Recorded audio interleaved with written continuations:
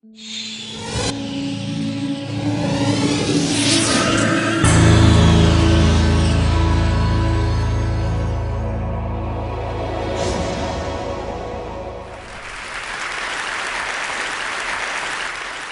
story is about taking imagination seriously. 14 years ago, I first encountered this ordinary material, fishnet, used the same way for centuries. Today, I'm using it to create permanent, billowing, voluptuous forms, the scale of hard-edged buildings in cities around the world.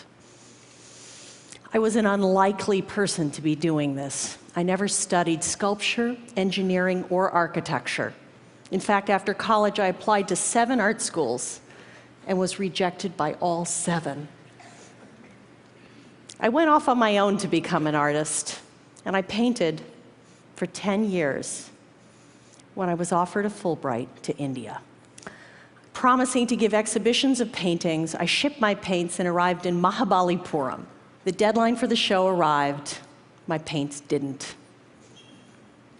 I had to do something. This fishing village was famous for sculpture, so I tried bronze casting. But to make large forms was too heavy and expensive. I went for a walk on the beach, watching the fishermen bundle their nets into mounds on the sand. I'd seen it every day, but this time I saw it differently. A new approach to sculpture, a way to make volumetric form without heavy, solid materials.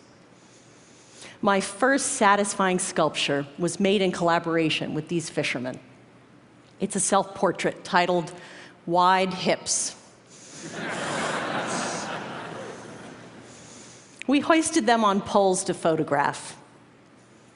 I discovered their soft surfaces revealed every ripple of wind in constantly changing patterns. I was mesmerized. I continued studying craft traditions and collaborating with artisans, next in Lithuania with lace makers. I liked the fine detail it gave my work, but I wanted to make them larger, to shift from being an object you look at to something you could get lost in. Returning to India to work with those fishermen, we made a net of 1.5 million hand-tied knots. Installed briefly in Madrid, thousands of people saw it, and one of them was the urbanist Manuel Sola Morales, who was redesigning the waterfront in Porto, Portugal. He asked if I could build this as a permanent piece for the city. I didn't know if I could do that and preserve my art. Durable, engineered, permanent, those are in opposition to idiosyncratic, delicate, and ephemeral. For 2 years, I searched for a fiber that could survive ultraviolet rays, salt air, pollution, and at the same time remain soft enough to move fluidly in the wind. We needed something to hold the net up out there in the middle of the traffic circle. So we raised this 45,000-pound steel ring. We had to engineer it to move gracefully in an average breeze and survive in hurricane winds. But there was no engineering software to model something porous and moving. I found a brilliant aeronautical engineer who designed sails for America's Cup racing yachts named Peter Heppel. He helped me tackle the twin challenges of precise shape and gentle movement. I couldn't build this the way I knew because hand-tied knots weren't going to withstand a hurricane. So I developed a relationship with an industrial fishnet factory, learned the variables of their machines, and figured out a way to make lace with them.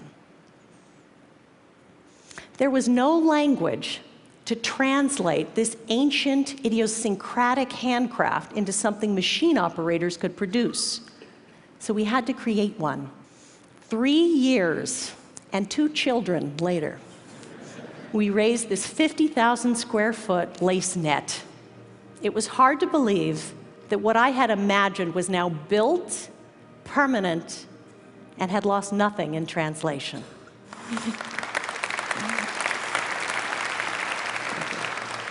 This intersection had been bland and anonymous.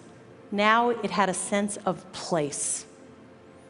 I walked underneath it for the first time As I watched the wind's choreography unfold, I felt sheltered and at the same time connected to limitless sky. My life was not going to be the same.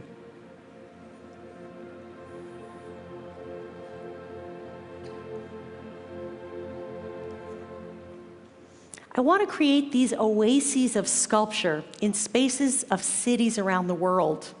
I'm going to share 2 directions that are new in my work.